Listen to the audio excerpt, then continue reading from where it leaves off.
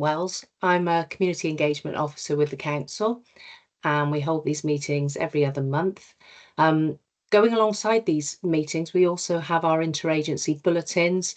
I must apologise to you, I haven't managed to get one out recently. We've been a bit short-staffed in our team. My colleague Mark would normally be running these meetings, but he's been off work for a while. But I hope to get back on that shortly. And we also have a free to use funding finder that you might find useful on our website. And I will pop the links to those in the chat. So I am going to go first to Fleur because Fleur was first into the meeting. Welcome, Fleur. If you'd like to say a bit more about who you're representing and your update for us. Thank you. Yeah, so I'm Fleur Arrowsmith, and I am one of a team of 4 dementia advisors who work for the Alzheimer's Society within the BANES area. For anyone who doesn't know, we offer a dementia advice service and support anyone within the local area who's affected by dementia. So that covers both the person who's got the diagnosis, but also the carer, whether that's family, spouse or friends. The way we do this is through initially phone contact with them following a referral into us, either from the Remind Clinic or from social prescribers, or they can self-refer. And we get quite a lot of referrals through the Community Wellbeing Hub. And so we contact them through initially by phone, and then we follow up any requests for information advice either by post or email, and also offer home visits to see them. The service is really about offering practical guidance, information and advice to help them live well with the dementia diagnosis and support those people who are also supporting them. And really a lot of our work is around helping them understand a little bit more about the dementia diagnosis they've received, helping them access local support, whether that's support groups or activities that are going on, providing information around benefits that they may be entitled to, and generally just helping them achieve things that will help them have the best life possible following their diagnosis. We do also run a few other activities in the area. So we do a Singing for the Brain group that is run every other Tuesday at All Saints Church in Weston. It's a really popular group. We've got about 40 people attending every week now. It's free, which is good news, and it includes half an hour kind of coffee and biscuits and a really good social catch up for those people who attend. And then we do an hour's singing, which is obviously great stimulation for the brain, and both the carers and the people with dementia really seem to enjoy that. We also offer a course which we call CRISP, which is for carers, and that's really providing information and support to anyone new in the role of caring for somebody with a dementia diagnosis. The other thing we can offer is companion calls to someone at home. So the same person would call that individual every other week, so fortnightly, and they build up quite a good relationship. And that service can continue for many months, up to a year, just to kind of check in with them, see how they are, and provide a phone support to them during that early initial diagnosis. And then the final thing that I just wanted to mention is our Time for Dementia programme. And the whole purpose of this programme is linking up current healthcare students, so whether they're paramedics or nurse trainees, with individuals who have got a dementia diagnosis. And the way it works is that those students visit the person with a diagnosis in their home, and what's shared between them is the kind of everyday challenges of living with dementia, and it really helps the students develop an understanding, because obviously as they move forward in their careers, they'll probably face people with dementia on many occasions. And the feedback we get from both parties is that the students love actually understanding more about some of the people that they'll meet during the time in their profession. But the people who volunteer to participate in the programme in terms of having a dementia diagnosis get a huge amount back from having that regular contact with the student, and once again developing that supportive relationship. So that's kind of a summary of our services. Let me know if there's any questions, really. That's brilliant, Fleur. Thank you. Has anyone got any questions? Well, if you think of something, do, as I say, make good use of the chat. This is your meeting for you to network and share information and contact details and what have you. Thank you. And I forgot to say, is there anybody that needs to get away quickly? Because I could come to you Yes, next. I need to go about 10 to 1, I'm afraid. Who's that? Susie Brooke Davis. Susie. Okay, Susie, do you want to go next? Yeah, great. Thank Lovely, you. thank you. Sorry, all the networking meetings seem to have happened today, so I've got 3 today. So yeah, apologies. So I'm from Your Park, Bristol and Bath, and we have 3 different strands to the work that we do. I oversee the health strand, so we deliver the Routes to Wellbeing project. And in Bath, we deliver that at the moment, at Twerton Roundhill. We used to be in Brickfields Park. It's essentially an 18-week programme of nature connection work for people with mental health problems or people who are experiencing life challenges. So it's quite broad and we keep it deliberately so. We meet for 2.5 hours per session on a weekly basis in blocks of 6 weeks. And we have a shared lunch together first, which comes from Bath City Farm and is always very delicious. And then we go out into the park and we do a programme of nature connection going through the 5 pathways to nature connection. So we have a different theme each week. So it's not a therapeutic group, but obviously nature connection work can be very therapeutic, and we talk to people about leaving things at the door and coming in and having a space away from what might be challenging things going on in their lives. We always have a grounding to begin with, and we have a meditation at the end. And the kind of things that we might do are sort of mindful walks or nature-based crafts. We do some practical work as well in the park, like bulb planting and so on. So it's self-referral or referral via professionals. And you can go, I'll add our website address actually to the chat there. You can go onto our website and there's a link to refer people, or you can just give us a ring and have a chat through any potential referral that you think you might like to make. We're always open to that. Or in fact, you can come along to the group and see what we do, come and have a shared lunch with us and sit in the park and experience it for yourselves, which we really encourage, because we think that's a great way for you then to be able to describe what it is that we do to the people that you're working with. That's me. Thank you. Lovely. Thank you, Susie. Has anyone got any questions? No? Okay, thank you. I'm going to move on to Sam. Sam Parker, welcome from Live Well. Hiya. Hi. Hi everyone. Thanks for having me. This was sprung on me maybe an hour or so ago, because Mel was supposed to be here, but she's had to nip off. So I have to apologise. I haven't properly prepared. So yes, we are Live Well BANES. We hold the Send Local offer, and we are basically signposting an information website for all sorts of things for children and adults with learning disabilities. For the elderly, we have alternative provision directories. There's so much information on there, and yeah, basically I recognise a lot of faces on here, so I think probably a lot of you guys have seen us or know about us, and yeah, and I'll try and think of, if that's okay then. I'll try to think what else we have on there. I'll just have a quick through the list, because again, sorry, I haven't prepared properly. So we have school information transport and information on that and signposting, and we have EHCP support network, and we work quite closely with BANES Parent Care Forum and Sendias. We also have the Rainbow Resource Card, which is where children and young adults up to 25 with learning disabilities can apply for the Rainbow Resource Card, and that will entitle them to concessions into getting into attractions. So that's good, and that also doubles up as the disability register. So we keep track of everybody that's applied.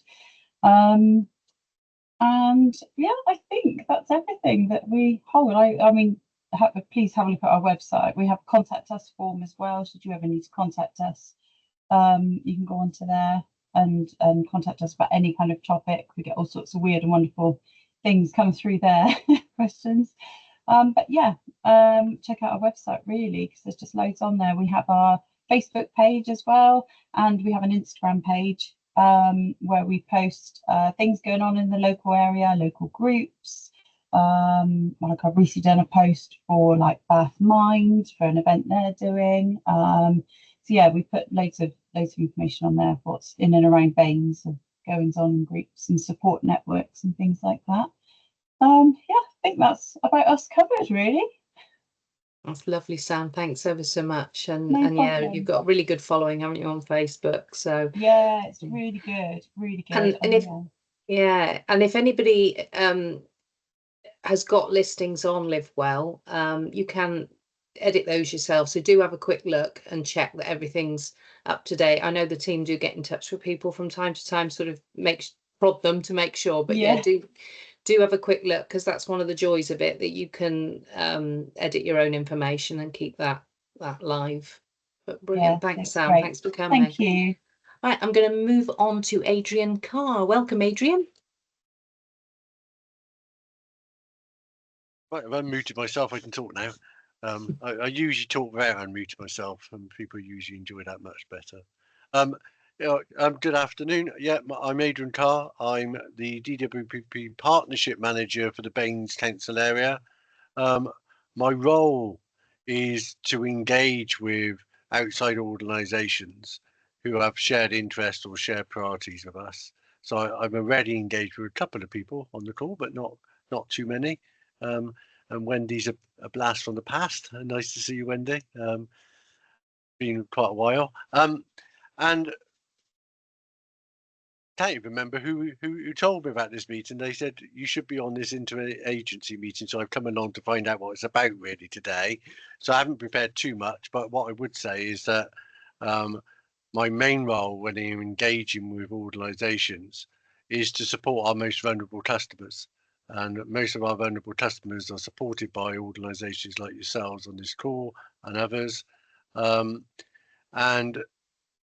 the purpose then is to try to make sure that we keep you engaged in what's happening, because obviously we represent government and the current government and their policies, and to try to ensure that where there are issues or concerns from our partners, that they've got a route to actually raise those. And we have an escalation process for those partners who deal with our vulnerable customers who find that something's happened, they can't get an answer. We have an escalation policy. So I would encourage people to get in touch with me. I'm quite happy to have calls with people and also to then share the escalation policy and explain how that works. Because actually we know that things can go wrong sometimes. We don't set out for them to go wrong, but they can go wrong. And the sooner we can put them right, the better. And we know that sometimes for our partner organisations, the phone system causes some concerns because you can't get through. And we've got an escalation route that we can, if there's something that's really urgent that needs to be dealt with, come to me. I will use our escalation route to try to resolve it for you. We have a complex needs partners group that meets quarterly, and I'll be quite interested to have any responses to say would be interested in coming along to that. And we tend to have a theme for each of those quarterly meetings, but it's really a chance sometimes for people just to start a discussion about something and find out that there's other partners who are doing exactly the same thing or finding exactly the same issues, or find that you're doing something where someone else is funded to do it as well. And part of my role is to try to link those organisations up so that we maximise the resources that are available around the patch. That's mostly all I want to say today, Alison. I will come more prepared when thinking about what would be more relevant for this group. But obviously, any questions or I can answer now, or people just contact me. I'll be really keen to engage with people on this group. Lovely, thanks, Adrian. Has anyone got any questions for Adrian at this stage? Oh, Lorraine. How do people get in touch with you? Shall I put my email in the chat? Please, Would that be useful? I'll do that. Thank you. Lovely, thank you. May I ask a question? And Yeah. also, I apologize for being late. I apparently had clicked on the wrong link. Adrian, so forgive me in advance as I'm still sort of learning the acronyms and what have you for the government, but it's Department of Work and Pensions, I'm guessing, yes? Yes. So when you say vulnerable people, what encompasses vulnerable people? Just give it the everyday meaning. And anybody who's got some vulnerabilities, that could be their health, that could be physical or mental. It could be that they're in recovery. It could be that they're subject to domestic abuse. You know, anything that you in your working relationships with your clients. I tend to say to most of our partners, if you're working with them, there's some reason why they're needing your support and help. And therefore, I would just say, just take it that those are the people that we would be looking for you to come and tell us if there's any issues or problems or feedback. Okay, thank you. Just a really common day. There's no strict criteria if that's what you're worried about. Someone comes to me about anybody, I don't query it.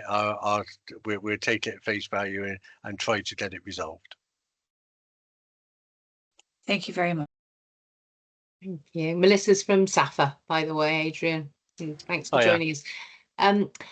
Lorraine, got another question. Hello, yes, thank you.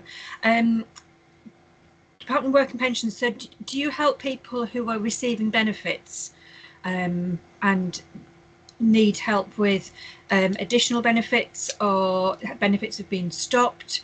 They're concerned about not getting access to benefits. What sort of help? Can you sort of broaden information a bit more, please? Yeah, I mean, Lorraine, what I would say is, obviously, we don't fill in their application forms for them, but once they've got, we can give advice on what they might want to claim.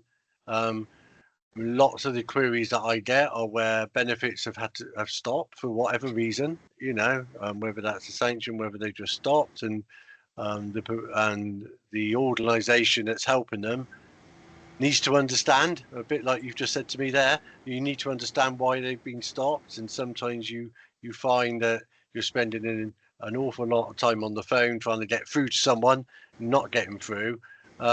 And in those sort of situations, we understand that, and we've got our own routes if we feel that we need to escalate and get an answer for you.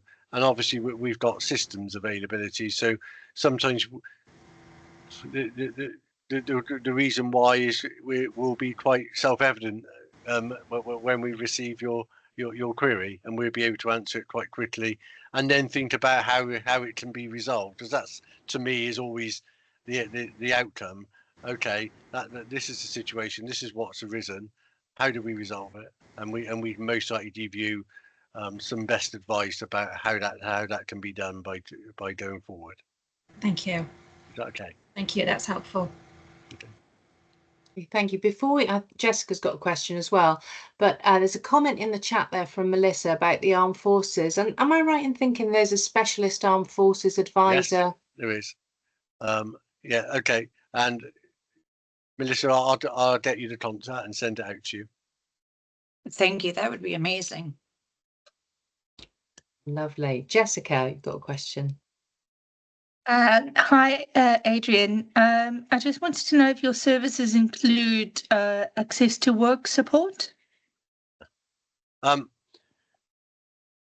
They are part of Department of Work and Pensions. We do have ways and means of trying to follow through and try to find out where we are, and I suspect this is related to time delays Jessica, you know, just my crystal ball there, I'm just guessing it'll be about time delays, and there are time delays, and government's aware of it, and they're trying to do something about it. We have access to Teams to try to find out. Sometimes, unfortunately, sometimes we do just have to say it's just a time delay that's in the system at the moment. But where we can, we will try to see if there's something we can do to try to move it forward for you. Thank you so much. Can I just do a big plug here now for our Community Wellbeing Hub? For those of you who don't know about it, the idea is that that people tell their story just once to get the support they need, and we can support, because it's departments of the council and it's our commission services and other partners. Anyone who is working or volunteering for an organisation can refer someone to the hub with that person's permission. I'll pop some links in the chat so you can have a look at it, and there's a professional referral form. But again, it can support with things like benefits. CAB are partners of the hub, and our teams that do employment support. So all kinds of things are covered by it. So please do refer, because usually people need help from 2 or 3 different organisations to resolve their issues. And the benefit of the hub is that there's a shared computer system. Partners within the hub can easily make referrals between each other. For complex cases, there's a weekly MDT meeting where those cases are discussed. So please do make sure that you make good use of the hub as well. Thank you. Thanks, everyone. I'm going to move on to Martha now. Welcome, Martha. Martha used to work with us. It's lovely to see you. Yeah, hi, nice to meet you all. Yes, hi Alison, hi Dave. I used to be part of the team a long time ago now. Hi everybody, my name's Martha Cox and I'm a freelance consultant working with charities, non-profits, local authorities, NHS providers and other organisations to help them primarily understand their client or customer experience and the impact that they are having on their clients and their wider communities. So everything I do is bespoke to a particular organisation, and it might involve helping set up surveys or facilitating feedback workshops, interviewing clients about their pathways and journeys. I do some charity governance and those kind of things as well. So for example, I'm currently working with an arthritis charity and facilitating away days, recruiting new trustees and things like that for them, helping them develop strategies and policies. I'm also a partner in a multidisciplinary agency called The Wind in Your Sails, and we offer bespoke packages to organisations who might not have particular skills within their staff teams. So we've got, for example, people who can help with comms and marketing, or a photographer, a graphic designer, someone with housing experience, and we can pull packages in, again, bespoke packages to help organisations with particular projects. Yeah, so that's pretty much me. Nice to meet you all. Any questions? Martha, I would love to connect with you because you said a few things that really stuck with me. I mean, it may seem basic, but I would love to. I've got my email on there, address there, or if you leave me yours, I would love to reach out to you and just sort of pick your brain if you would be okay with that. Yeah, okay. Perfect. Excellent. And anyone for that matter. I would love to hear from anyone. Thank you. Any more questions for Martha? No? Thank you. I'm going to move on to Dave. Afternoon, everybody. I think Alison said most of what I wanted to say, probably around the Community Wellbeing Hub. I chair the partnership board, currently 39 partners, 33 of which are commissioned by the council or the ICB. We've got lots of things going on. We're still at Unit 7 at the hub. We're going to be there for certainly until the end of March next year. most recent updates, Paula Turner, who some of you may know from Everyone Health and then HRG's come back into work for us as a wellbeing coach coordinator. So any of you that were involved in some of the wellbeing courses in the past when it was being run through a different commission, we thought that they were so valuable that we didn't want to lose some of that skill and expertise and opportunities for people. So we've managed to get some funding together to allow Paula to continue work. She started yesterday, so today's just her second day. So I'm sure she'll be in touch with all the organisations that she was before and advertising and promoting all the potential wellbeing courses that are going on. From a community wellbeing hub perspective, we hit a bit of a milestone last month where we reached 1,000 referrals in a month. Now, a lot of those are self-referrals, so that isn't actually 1,000 people, but it's around 400 and 450 different people, some more complex because they've got multiple referrals.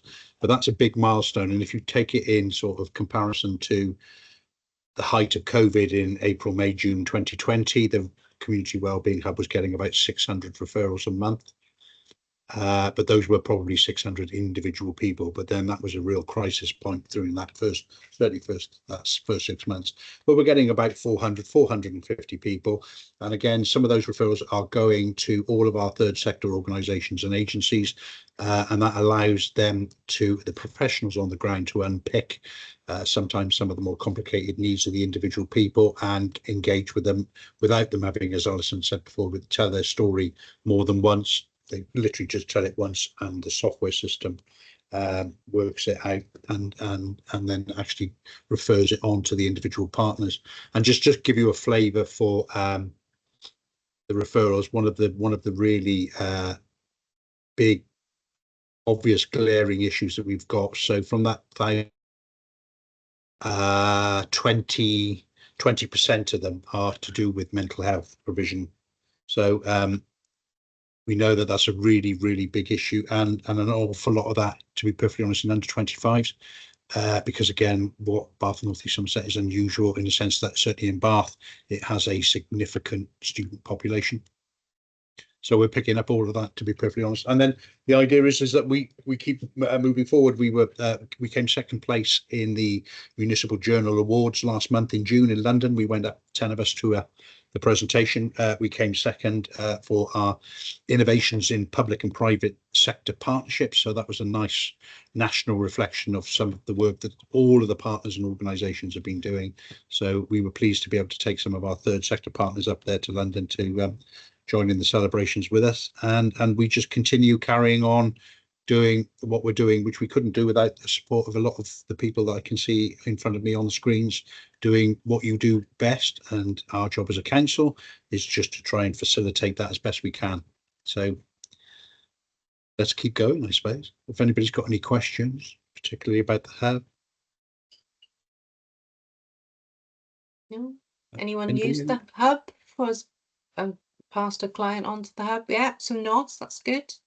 Excellent. I mean, I haven't mentioned. I mean, we've got and Adrian didn't mention it, so but we have got a bid in with DWP, with some of our partners, Citizens Advice, Bath Mind, and Clean Slate, around potentially some funding for another initiative. And again, the beauty of the hub is flexibility. It's operational flexibility, allows it to deal with lots of different issues across a broad range of topics, because basically we're just using that collaboration partnership techniques so we're looking at different projects going forward, and then funding, and we're being very good at funding because we're doing it as a partnership model, which a lot of the funders now, the big, like the lottery and where we got money from the lottery, they want to see a collaboration of partnerships across the board about how they deliver those services more effectively. So hopefully the hub can get in more money for all of its third sector partners going forward.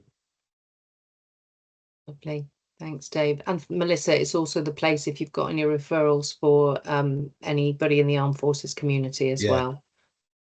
Yeah. Brilliant. Okay, and I missed this. I'm sorry, but what organization are you with? We're the council, so Dave's my manager. Okay. Yeah. So community engagement team as well, the council. Oh yeah, you are the perfect people for me. Lovely. It's lovely to hear. I'll catch up with you shortly. I'm gonna move on to Jean Deacon. Welcome. Hello, hi. Thanks for having me. So my name's Jean and I'm the Senior Recovery Coach for the Second Step Floating Support Service. We cover the whole of Bath and North East Somerset. And we basically we provide a service for people who have housing needs and mental health needs. So we do need both of those boxes ticked to be able to access our service. And we can support people who are having issues with the tenancy, maybe if they're struggling to sustain that tenancy, or if they're having issues being able to communicate effectively with their landlord. We can kind of help out in that respect to try and get any issues resolved, things like that. We can work with people for up to 2 years, which is quite unique when it comes to things like mental health support. So it does mean that we can do those kind of more in-depth bits of work. You know, if people have got ongoing court cases or something, you know, facing eviction or anything like that, we can provide that ongoing support. So it's not just sort of 6 weeks, which isn't long enough for some of the issues that people are facing. Yeah, we generally kind of support people in their own homes. And as I say, it's that housing need and also mental health. So if people are maybe struggling to communicate effectively with their doctor or something like that, or they need to access more specific mental health support, we can help with signposting. We can help with PCLS referrals. We work with other organisations as well. So we work quite closely with the recovery team. So if somebody needs to access that more kind of top notch, as I see it, mental health support, we can help with that as well. We do have a little bit of a backlog at the moment that we are trying to work through. So we are still taking referrals, but it might be a while for us to be able to see people. We do get our referrals through the Community Wellbeing Hub, which is absolutely brilliant. And if they do come through, I pick those up and I try, and if we can't take them, I will kind of filter them out to other organisations that might be able to help quicker than we can. Yeah, I think that's about all I've got to say, really. If there's any questions. Quick question, and I think you answered this because I was going to ask with the backlog. Do you know, what is the backup for your backlog? Do you signpost? And are there, you know, you're connected, I'm guessing, with other organizations that could pretty much help in the same capacity? Yes. So Reach also do housing support. If and we do kind of communicate quite well with Reach. So if there's somebody that they think we'd be better suited for, they let us know, and you know, vice versa. So yeah. Okay, thank you. Great, thanks, Jean. I'm going to move on now to Karen Martin. Welcome, Karen. Hi. I work for Somerset Care, so we are a domiciliary care agency and I look after Wiltshire and Bath. So it was joining into this group to get connections, see what else is out there to support our customers. There's quite a lot of mental health, housing and things like that, so it's been really interesting so far, and I've taken down details of quite a few of you, so you'll probably get an email from me at some point. So yeah, so that's why I've joined, to see what else is out there that we can signpost and support our customers with that are struggling.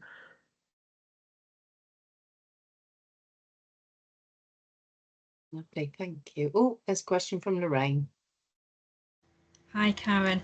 Can you just expand your remit? Because I'm not familiar. Is when you say Somerset Care, is this for retired? Is this people, you know, or young? What sort of... We look after vulnerable adults in their own homes. So we go in and support with social visits, and that helps people that are caring for their partners have some time away. We'll support with personal care, and safeguarding people in their own, in their own homes and environment. And obviously, we've got nursing homes as well in the Somerset area, but I primarily look after domiciliary, so it's supporting adults with vulnerable needs, mental health and things like that in the community, in their own homes. Thank you. Thank you. Any more questions for Karen? Got anybody? No, don't think so. Right, I'm going to move on to Wendy. Not sure. Hello, hi. You're a blast from the past. I am. Hello, hi, Alison. I was going to say hello to Adrian, but he's buggered off. But oh, there he is. Hi, Adrian. I'm still here. Adrian's a great person to know. I've done a lot of work with Adrian in the past, so yeah, he's a really good contact. Adrian, I'll be in contact with you for the Armed Forces Champion details, if that's okay. Yeah, that's fine. Yeah, and also with you, Melissa. I'll drop you an email and hopefully meet with you. We're doing a project involving armed forces at the moment, both serving and veterans. I work for the Stop Loan Sharks project. We basically investigate and arrest and prosecute illegal moneylenders, people who haven't got a license to lend money, and we support the victims of that crime. And we are finding that we're getting more reports in actually from the armed forces and from veterans, quite often tied up with gambling. So any contacts for that would be really useful. So yeah, I'm still banging the drum for the Loan Shark project. The situation's getting a lot worse. Cost of living crisis is turning people towards loan sharks. Also, the fact that the payday lending industry has kind of collapsed. And whenever we think of payday loans, we've always felt there was a place in the market for them, even though people always shout at me when I say that. But I always say people can't borrow from the banks and can't borrow from, say, supermarket loans and don't know about credit unions, and payday lenders and high interest short-term credit companies aren't around. People are being pushed straight into the path of a loan shark, which is why it's happening more and more. But unfortunately, we're getting less and less people coming forward about it at the moment. We thought we'd be like rushed off our feet with it, but actually we think because there is nowhere else for people to borrow, they're just borrowing from loan sharks and they're not coming forward, and they'll only come forward when that situation becomes unbearable for them. So we need to get the message out. Yes, I put my email out into the chat. We have posters, we have leaflets. So if you want any hard copies of that, just drop me an email and I can get them sent out to you.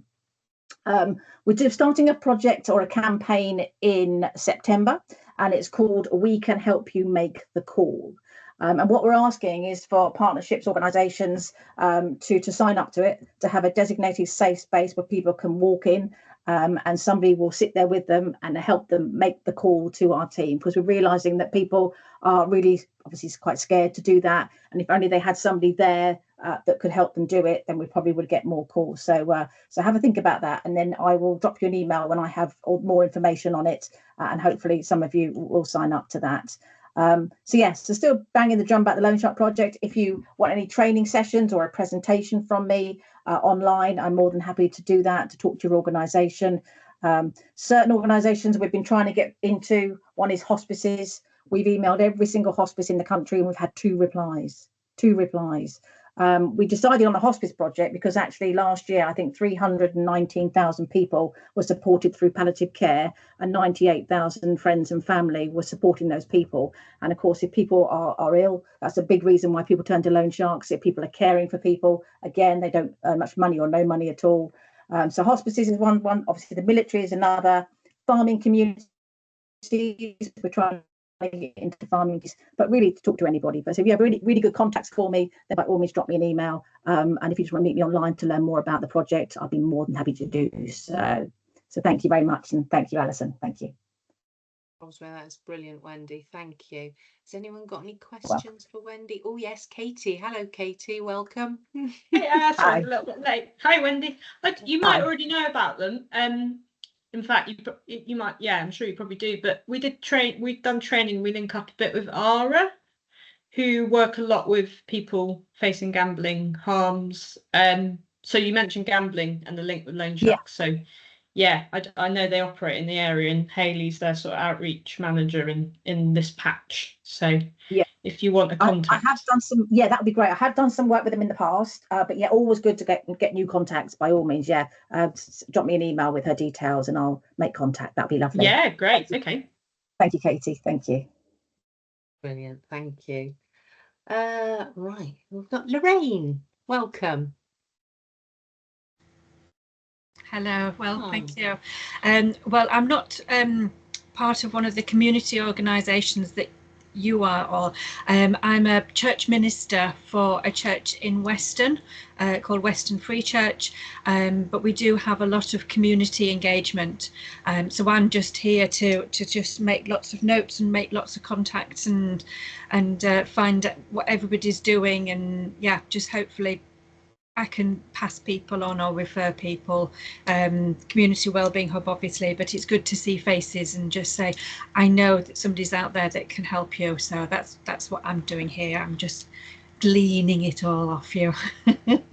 That's brilliant, Lorraine. You're very, very welcome. And obviously the churches are doing vital work in our communities as well. So thank you for all you do. And I know that Dave and myself have been out to your cafe, or Love Weston Cafe. Yeah, and I don't know if you're happy for other organisations to maybe attend that, if definitely. Yeah, once a month we have the local councillors come in, and they just sit and just be a presence if people want to chat with them. We have Age UK come in once a month, and they help and support people with any tech problems, you know, how to you know, change the ringtone on the phone, or they can't save the photos, or you know, they're getting messages and they don't know how to block them and things like that. So they come in once a month. And we also have the community support office, police community support officers come in once a month. So we do have a lot of community services, you know, come through already. So if you're interested in, you know, occasionally, not every month, but you know, once a year maybe, or once every 6 months, I don't know, you know, just come and just have a table in the cafe, and you know, we can highlight you and refer people to you if we feel that they need to, or you can just give information out for them to pass on to somebody else that might need it. Yeah, brilliant. It's every Friday. It's a community cafe that's run by the community for the community, so it's really accessible prices. We get a lot of regulars, we get families. There's a toddler group running in the morning, so we have, you know, literally from newborns right up to you know, people with you know, that are older, you know, that are life ending, you know, issues as well. So we have everybody there, which is, it's an amazing place. It really is, as Dave and Alison can tell you. Yeah, it's definitely it's incredibly busy space, so it's really, really useful if you want to do some outreach work in local communities. So yeah. I'll put my email in the chat, and then you can just just contact me if you'd like to just bob in, and I can say hello to you. First of all, you can just come in and have a coffee and just come and have a chat. Okay, thank you. Thank you. Thanks very much. Claire Bendel, welcome. Hiya. Sorry about my cameras being off. The computer's playing up today, but I've made some notes about some great organisations. So I'm here today just to broaden my knowledge, really. Fascinated to hear about the stories of the money lending team. Brilliant. I haven't heard from them before, so thank you. My name's Claire, and I'm a care coordinator at Hillcrest Doctors Surgery, which is in Peasdown, St John. And basically, I just sort of help our patients at Hillcrest. So with absolutely anything. I'm not medical, but I'm really similar to like a welfare officer. So obviously, if there's anyone that you know, patient-wise, that you think I might be able to help, then please send them my way. I'll drop my email in the chat. Okay. Lovely. Thank you. Thanks, Claire. Thanks for coming. Anyone got any questions for Claire? Right, we're going to move on to Jessica. Jessica Hudson, welcome. Thank you for coming. Hi, everyone. My name is Jessica Hudson. I work for a local charity called Sight Support. We support people who are struggling with visual impairment and sight loss all across the southwest of England. It includes Bristol, Bath, Gloucester, Wiltshire, and more areas. I am the community site loss advisor for the BANES area. So what that looks like is I run social hubs in Bath once a week, Keynsham and Midsummer Norton and Chew Valley.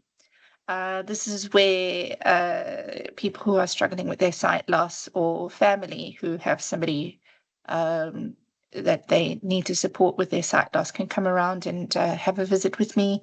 I provide information, guidance, and support around and signposting around techniques to live more independently.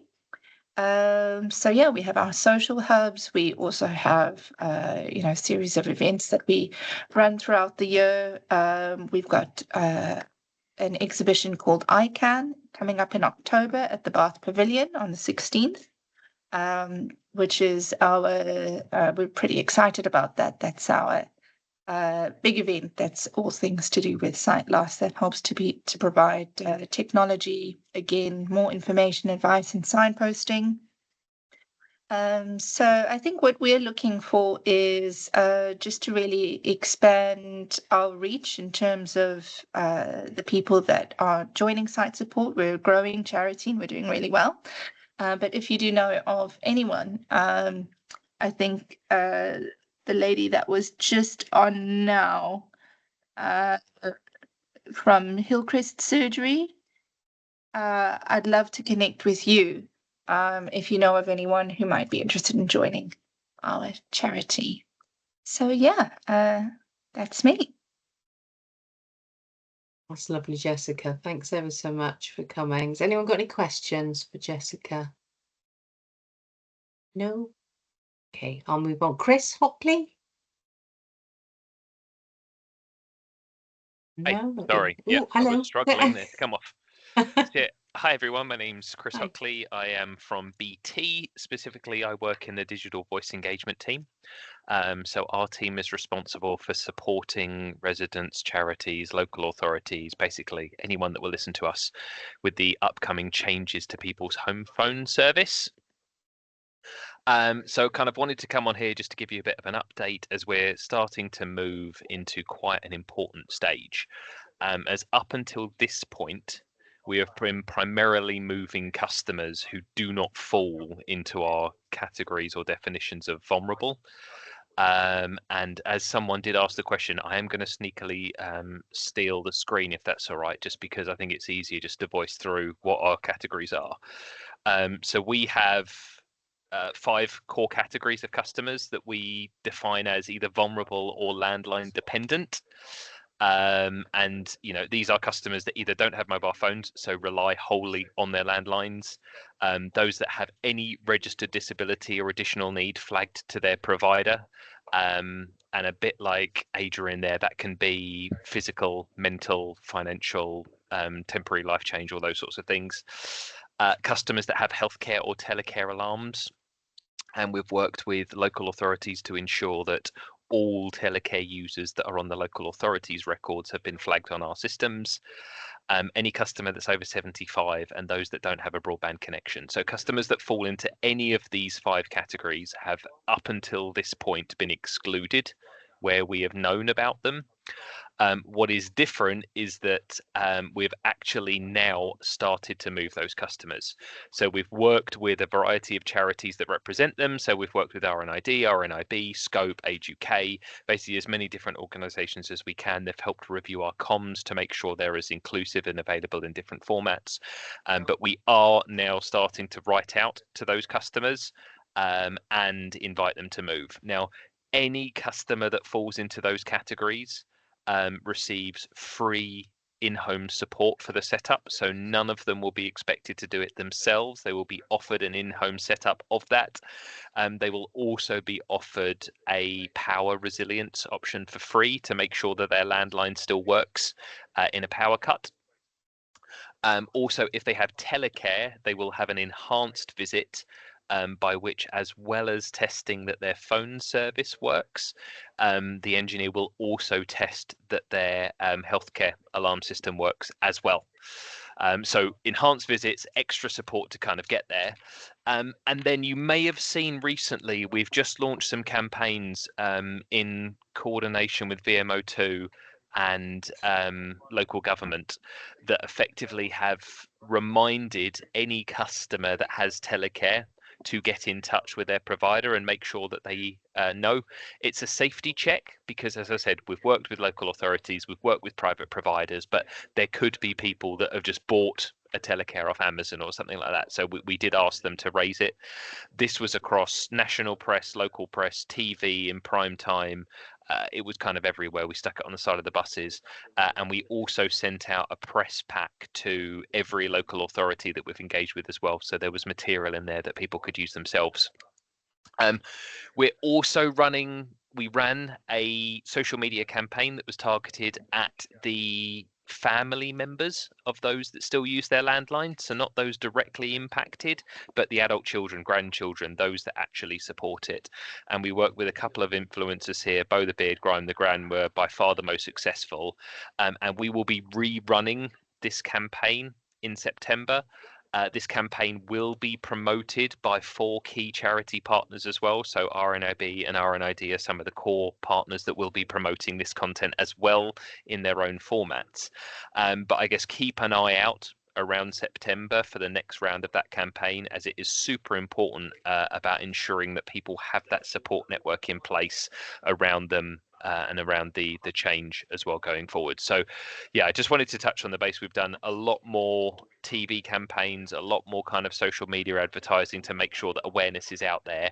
But yes, you may now start to hear of those that previously haven't been invited starting to get their invitations to Digital Voice as well. Brilliant. Thanks, Chris. I think there's here going to be come the lots of questions. Here they come. Melissa's first. Yeah, Chris, thank you for that.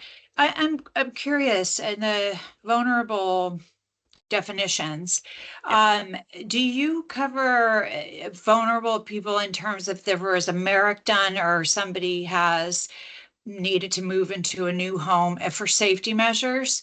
Because the police will, and I'm not quite sure what it's called, but I think it's gas. But anyhow, they'll put an alarm on a house to where if they receive a phone call.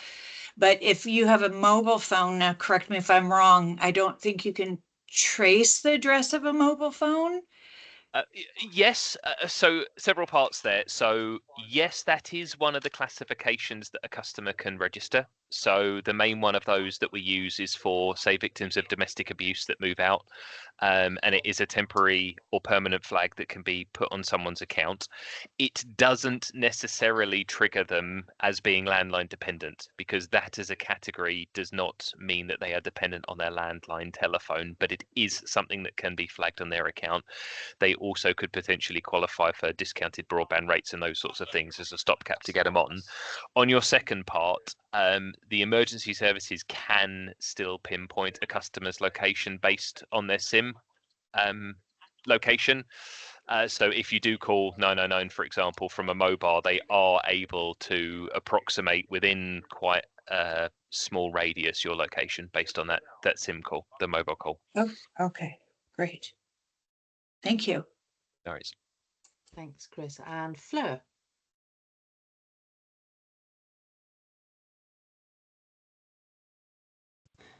Sorry. Hi, Chris. Obviously, this is going to apply to quite a lot of our service users.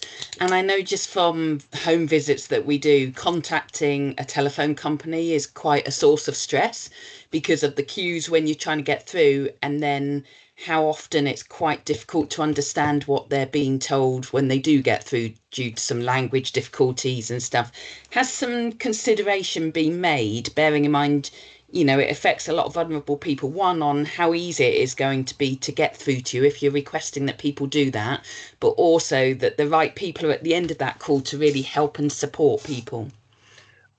Yes. So there's been lots. So all of our communication around the change is all done primarily physically. So on the actual communication itself, we've ensured that everything is letter-based physical communication, postcards, so that people can't, who maybe are more digitally excluded, don't have to rely on email notifications, that sort of thing. We're constantly working on an educational program for our contact center teams to make sure that they are fully up to speed on the solution, kind of the support that is available for customers and how they can kind of help it. We have a few dedicated IVR options. So for example, if a customer is selected to be moved, if they contact us, they will have extra options on their IVR. So, whereas normally it might only give you options 1 to 4, there would be a 5th option, which is to discuss your move, press option 5. And then I'll also pop in the chat. So registering additional needs is one thing that we kind of understand is quite complicated. So on that website now, we've created a form that all you effectively need is the BT account details. So, that could be a family member that knows those details. But on that form, you can register any additional needs without needing to call in as well. So you literally pop in your account details, flag which of the additional needs or landline dependencies you qualify for, and that will automatically be applied to your account as well. I guess the challenge is, and this will always happen, we have around 15,000 frontline team across our contact centers and retail stores around the country. That there is a turnover rate, so we are constantly re-educating and we're having to constantly reinforce that message, but we're doing all that we can to ensure that message is out there. I guess what we also do is we work with people like yourselves, with charities, with independent organisations as like Which or Citizens Advice, to ensure that the same consistent message and advice is across all of those locations and all CP, so all communication providers as well. So it's almost a case of wherever someone might go to find out their information, even if it's not BT, they will receive the same sort of message. Okay, that's great. Thank you for that clarification. No worries. Thank you. And Chris, we're working with your colleagues, aren't we, on potential roadshow in the area later in the year? So as soon as, which is a big bus, I understand. Yes. Is that right? Yeah, so we are in your area, I think around October. So we'll be there for the whole month. We have 2 BT vans that usually we end up in garden centres, Morrison's car parks, places that are quite easily accessible. And we'll also be running a series of around 6 to 8 pop-ups in local libraries as well. We invite customers to those events, so customers will actually receive invitations to it if they're impacted within the area. And it's just, again, that opportunity to speak to someone kind of face to face with about a 15-minute conversation about what they can do. Lovely, thank you. And obviously we'll get the message out for third sector organisations and others who are supporting vulnerable people as well. Sue, you've got a question.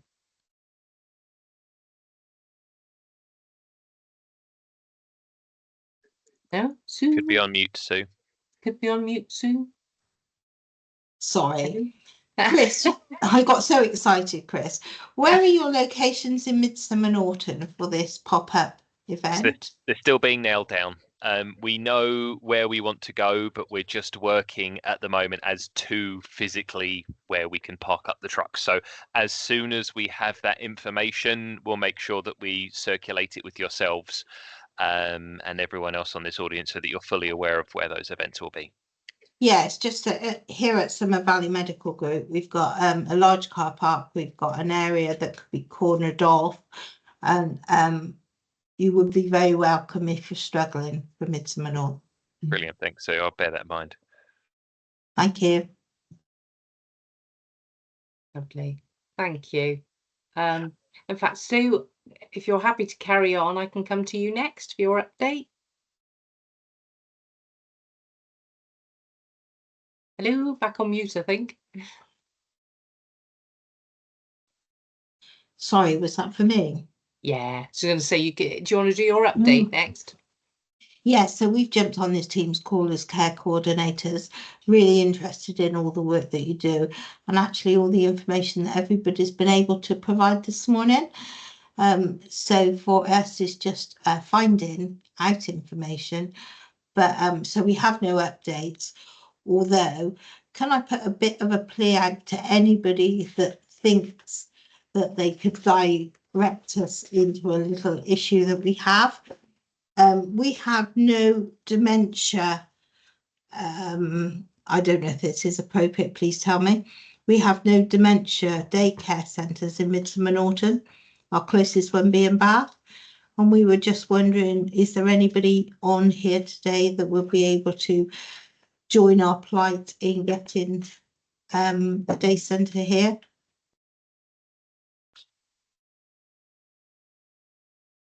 No? Nobody. Okay, We can thank take that you. away, Sue. Let me have a chat with some colleagues and we'll come back to you on that one. But thank you for sharing. Sue, Thanks, all I Helen. would say is I'm totally with you, and we hear it from our service users in your area all the time.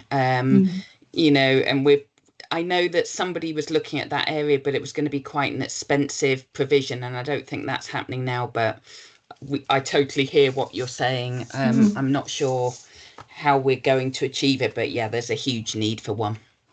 We're also aware that there's a BANES building in Midsummer Norton that is completely purpose set up for a day centre that's been empty for the past 5 years. And it, yeah, so we know that there's a building there available that's most suitable, but it's just so frustrating for those poor people that live out here that can't access Peggy Dodd in Bath. I know. We Thank hear you. it all Thanks the time for too. listening. Thank you. Thank you, Sue. Thanks for raising it. As I say, I'll have a chat with some colleagues and come back to you. Jessica. I don't know if this is helpful, but we hire out the Midsummer Norton Methodist Church for our hubs in Midsummer Norton. There is a small fee, but I don't know what your needs are. If you need it full time, we only hire out the room for 2 hours twice a week at the moment. But I think they've got quite a lot of space, so potentially there might be other rooms available. Yeah, thank you. Thank you. Thank you. That's great. Now then, Melissa Michael, welcome. Thank you. Hi, everybody. No, it's a pleasure to be here. Thank you. I work with SAFA, which I hope everyone has heard of SAFA. Soldiers, Sailors, Airmen, and Families Association. And I do know that airmen now is no longer the right term to use. That's not up to me to be able to change that, but I am Senior Statutory Grants Officer and cover the west of England, which is a large area. So, but honestly, you know, this group has been so incredible as far as networking and whatnot. And I would love to have you reach out to me and just, you know, have some time, maybe one-on-one, pick your brains, but also see how, as SAFA, with the knowledge that we have and the brilliant work that we do, because I'm actually a beneficiary of SAFA long before I knew that I'd be working for them. So I've seen from the inside out, but it's very much about partnering and collaborating. And so I think everyone here, you know, if I could create a perfect bubble, I think it would be here. But so what I would like to do is actually plan a trip down there because I live in the West Midlands. And so if I could do that, and if just meet with as many of you as possible, just to, you know, have a chat, but maybe some collaborative work. But in the meantime, please email me. That would be great because there's so much more that needs to be done. And quite frankly, the amount of people that don't know about services, and I'm sure you all would agree, right, across the board, needs to improve. And I am a champion cheerleader, and I'm allowed to be because I'm American, so we come with this. I can claim insanity, but I'm a genuine champion of the armed forces, and you know, there's so much that we need to and should do for those that have served our country. I really believe that. So yeah, thanks for having me. Oh, thank you for coming, Melissa. And I must apologise because I know we were going to arrange to have a chat. I wasn't going to say that. And I do not call people out. I don't call them out publicly. I will get you. We've been incredibly short-staffed Yes. in our team, but yeah, I will. It's definitely still in my inbox to deal with, and it would be lovely to have a proper catch-up with you and talk about the work in Barkerville, Somerset. Yeah, looking forward to that. Fantastic. There's a question from Lorraine. Hi. Hi, Melissa. Lovely to hear from you. What sort of support you put in the chat that you're a statutory grants officer? What sort of support can you offer? Is this for people leaving the armed forces? Is it for veterans? Is it for people currently serving? How can you support? Right. So my remit as statutory, senior statutory grants officer, it's actually a new role. So for the work that I'm doing is really about engaging, networking, engaging and collaborating, you know, with the ultimate goal of funding, but within the statutory world, if you will, but locally in the community. So I am focused on the community of BANES. And as I said earlier, I'm going to elaborate on this. I cover a large area, but BANES, so I've been asked to kind of select 3 areas, one north, south, and BANES is the area just because I have been able to engage you of all that I've met and had time to spend time with have been so engaging.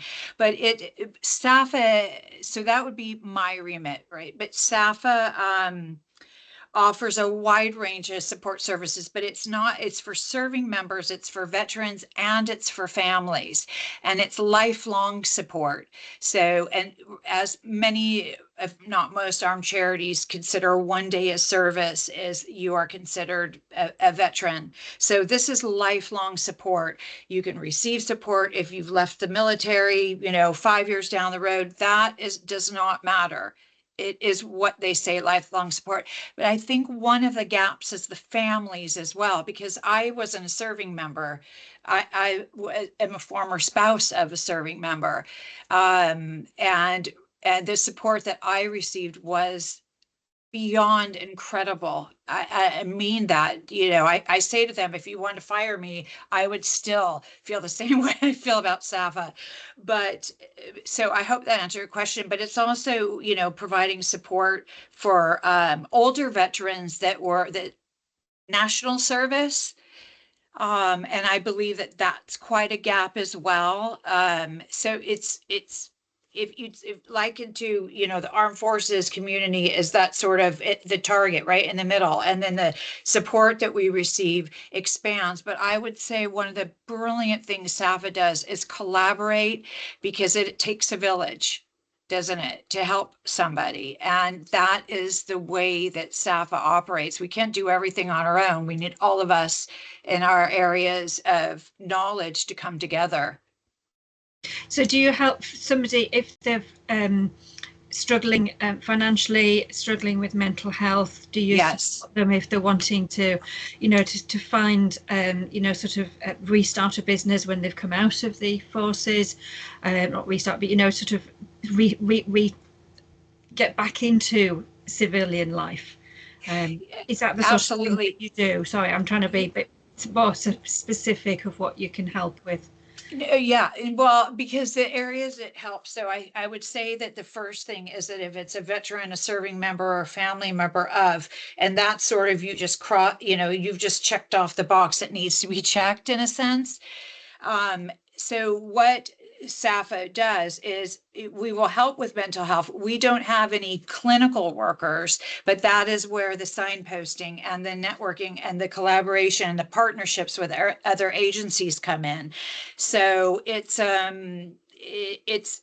I like to say is limitless, but there are always limits. As far as transitioning, that is a huge one, right? And that is something absolutely that SAFA, we have serving communities. So we've got SAFAs that are serving communities meaning active in the serving community world.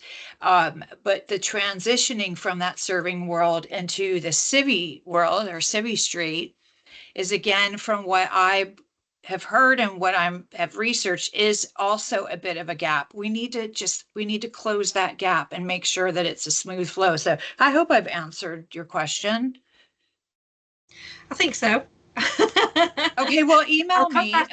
I'll put it in the chat if I've got anything else. So that yeah, and yeah. Please do. Any of you, email me at any time. I mean this from the bottom of my heart. I would love to connect with you if you have any questions.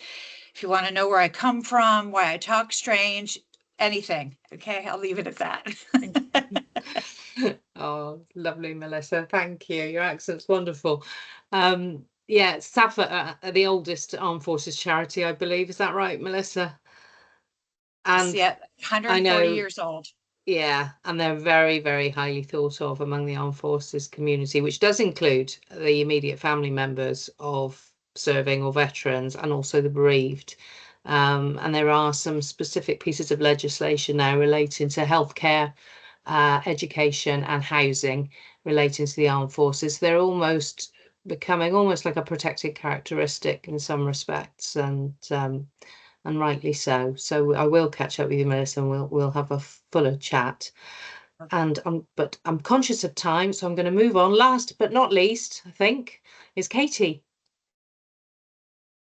Katie, are you with us? Hello. I was just munching some lunch, so I thought I'd spare you having to see that. No, I finished, so that's all good.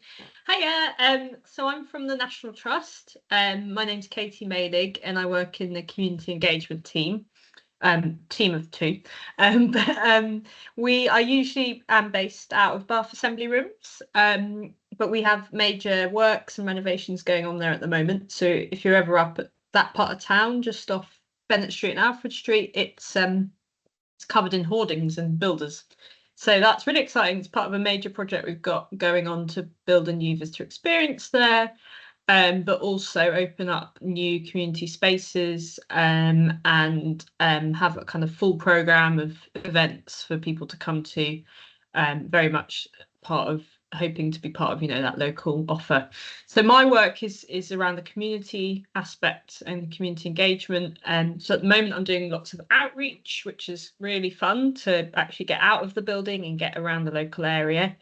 And the main offer, I guess, as part of our community offer that I wanted just to highlight again on the call is our connection cafes that I started running. It was about a year ago now, actually. Started running them from the Bath Assembly Rooms. And now that we're closed to the public, I'm running them out of Birdell's Yard, which is just off the London Road. Partnering with them, they're a lovely small team that have a beautiful space, and they're keen to connect more with local communities as well. So it's a free offer. It's first Friday of every month. I'll pop the flyer in the chat. It's for anyone. There's no sort of specific criteria, but it is for local community. It's for the local community really. But there's no sort of criteria about who you are. I share it around with lots of partners, so like the Carers Centre and AWP. It's on the Live Well website. Alison very kindly puts our flyers in the bulletin. So yeah, please do share the flyer around. Anyone that you think might benefit from coming along to a friendly space once a month. We've got about 8 regulars now, and then we have people coming in and out. So it's usually around sort of 12 people there. What we've been able to do through funding is offer everyone a free hot drink and then have a bit of a creative activity. So there's no expectation to pay to come, and that's something we wanted to kind of be able to continue to kind of keep our community present. There's a lot else going on, and we're working quite specifically with different community partners. So I won't go through all of that, but I would just say if you're ever interested in knowing more about what's going on in the Assembly Rooms or interested in National Trust in Bath, then please do contact me. I can either set up a chat with you and myself, or also if there's someone else in the team that's more relevant to your question, I'm sure I can put you in contact. So I'll put my email in the chat, and I'll put that flyer for Connection Cafe in the chat too. But yeah, just wanted to say hi. Thanks, Katie. And Dave and myself have been along to one of your connection cafes with the rest of the team. It was really enjoyable. It was lovely to see people, you know, really very relaxed and chatting. It's a very welcoming group, so I'd recommend it to anybody. Has anyone got any questions for Katie? No? Have I missed anybody? Is there anyone that hasn't spoken yet? No. Lovely. Well, thank you all very much for coming, and look forward to seeing you next time, which will be September now. Look forward to seeing you then. Take care. Thank you. Thank you. Bye. Bye. Bye. Thanks, Bye. everyone. Bye. Bye now.